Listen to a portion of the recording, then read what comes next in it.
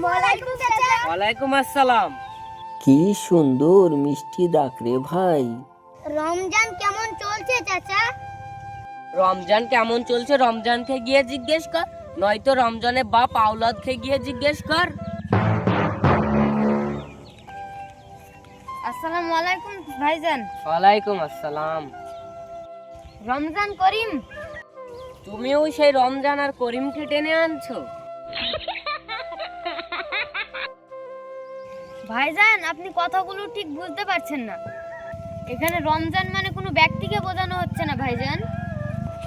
রমজান বলতে আমরা আরবি মাস রমজানকে বলছি। এই পবিত্র রমজান মাসে সকল মুসলিম ভাই বোনরা রোজা রাখে। ভাইজান আপনিও তো রোজা রেখেছেন এই রমজান মাসে। আমাদের গিল্লা না করলে কি তোমাদের ভাত হজম হয় না? এই নেংলা রমজান, দুনিয়াতে এত খারাপ লোক থাকতে তোর গিল্লা করবো কেন রে? থামো বাবা, এই মাসটা হলো মানুষের চরিত্র গঠনের মাস। Yes. মানুষকে ওইভাবে কথা বলতে হয় না। ও পাপ করেছে তাই নেংলা হয়েছে। আবার ভুল বললে বাবা। এটা পাপের কারণে ন্যাংরা না এটা আল্লাহর পরীক্ষা, সেটা আল্লাহই ভালো জানে। Yes.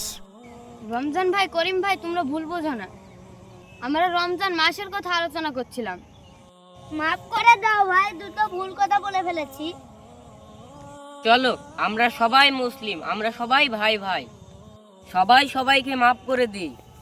আসুন না ভাই, আমরা সবাই সবাইকে মাফ করে একটি বন্ধুত্বের সুন্দর সমাজ গড়ে তুলি।